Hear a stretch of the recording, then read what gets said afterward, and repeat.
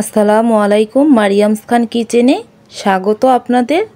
আজকে নিয়ে আসলাম স্পেশাল একটা জিনিস। সামনেই রোজা আর মাত্র কয়েকটা দিন, তাই নিয়ে আসলাম বেসনের রেসিপি। এই বেসনটা আমাদের একদম কমন একটা জিনিস। আলুর চপ, বেগুনি প্রতিটা ঘরে ঘরেই থাকে। তা তৈরি করতে আমাদের প্রথমেই বেসন লাগে, তাই নিজ হাতে একদম স্বাস্থ্যসম্মত হাতে তৈরি করে নিলাম বেসন। তো কথা আর বাড়াবো না, চলে আসলাম মূল উপকরণে। এখানে নিয়েছি 250 গ্রাম আতপ চাল, আর নিয়েছি 250 গ্রাম বড় ডাল, আর নিয়েছি 250 গ্রাম মুসুরির ডাল, আর নিয়েছি 250 গ্রাম পোলার চাল, আর নিয়েছি 250 গ্রাম মুগ ডাল। সবগুলো উপকরণ আমি এখন হাত দিয়ে খুব ভালোভাবে মিশিয়ে নিচ্ছি। আতপ চালটা অবশ্যই দিবেন, এতে বেগুনি বা আলুর চপটা মচমচা থাকবে। তো এখানে আমি ছিদ্রযুক্ত একটা জালি নিয়েছি, এটা ভিতর ঢেলে দিলাম।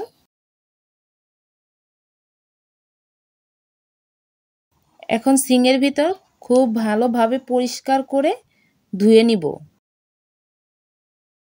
তা হাত দিয়ে কষলিয়ে কষলিয়ে আমি খুব ভালোভাবে ডলে ধুয়ে নিচ্ছি,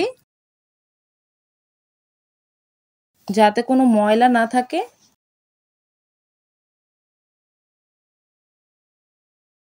এই বেসনটা প্রায় 1 মাসের বেশি সংরক্ষণ করা যাবে।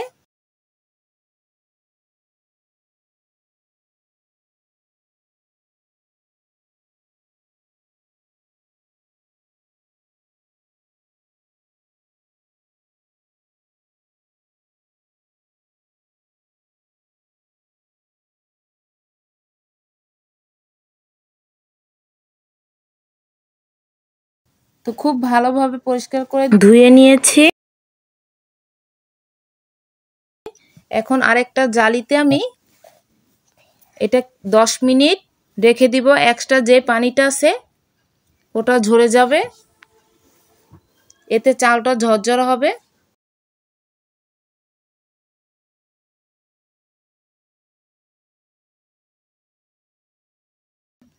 এখানে একটা পাত্র নিয়েছি, এতে এক্সট্রা পানিটা চলে যাবে।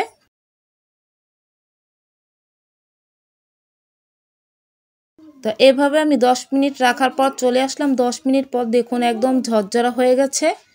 এখন আমি চলে যাব ছাদে।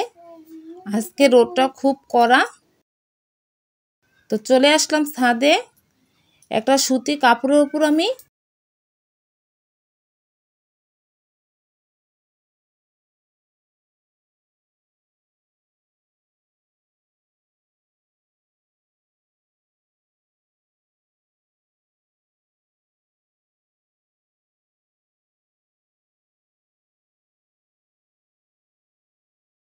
রোদের তাপ থাকলে 2 দিন শুকালেই খুব ভালোভাবে ঝরঝর হয়ে যাবে। তাই হাত দিয়ে আমি খুব ভালোভাবে ছড়িয়ে দিচ্ছি। পাতলা করে ছড়িয়ে দিলে এতে রোদের তাপটা ভালোভাবে লাগবে। তো একটু ভালোভাবে দেখানোর চেষ্টা করতেছি। তো চলে আসলাম 2 দিন পরে, দেখুন খুব ভালোভাবে একদম মচমচা হয়ে গেছে।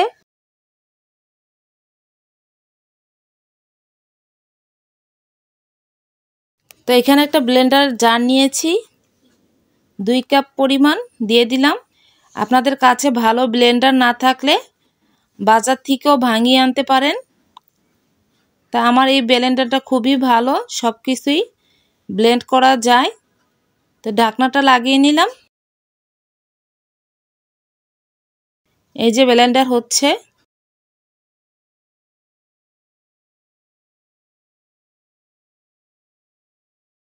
তো একটা বাটিতে আমি ঢেলে নিচ্ছি। দেখুন একদম মিহি করে ব্লেন্ড করে নিয়েছি। সম্পূর্ণটা ঢেলে দিলাম।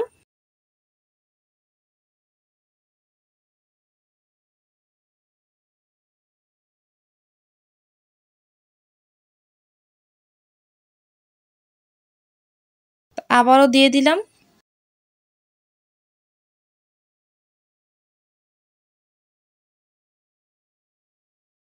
আবারও একদম মিহি করে ব্লেন্ড করে নিব। তা ব্লেন্ডারটা আমার হয়ে গেছে। একে একে আমি 3 বার এভাবে ব্লেন্ড করে নিয়েছি। এবার আমি চালনি দিয়ে চেলে নিব।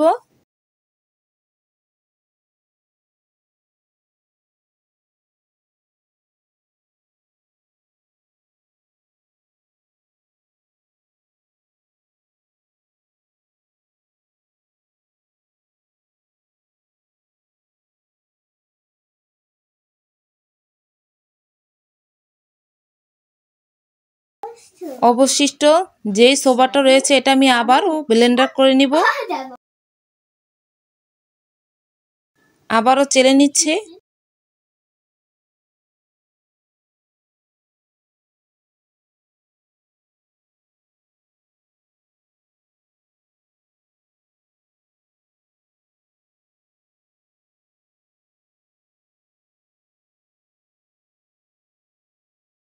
একে একে সবগুলো চেলে নিয়েছি। তো এরকম একটা জারের ভিতর আমি রাখবো। তো চামচ দিয়ে ঢেলে নিচ্ছি। দেখুন মাশাআল্লাহ কতটা সুন্দর হয়েছে। তাই জারের ভিতর আমি ঢেলে নিচ্ছি। তো ভিডিওটা যদি ভালো লাগে প্লিজ লাইক কমেন্ট শেয়ার করে চ্যানেলে নতুন হয়ে থাকলে সাবস্ক্রাইব করে আমার পাশে থাকার অনুরোধ রইল। তো আজ এই পর্যন্তই। ভালো থাকবেন, সুস্থ থাকবেন। আল্লাহ হাফেজ।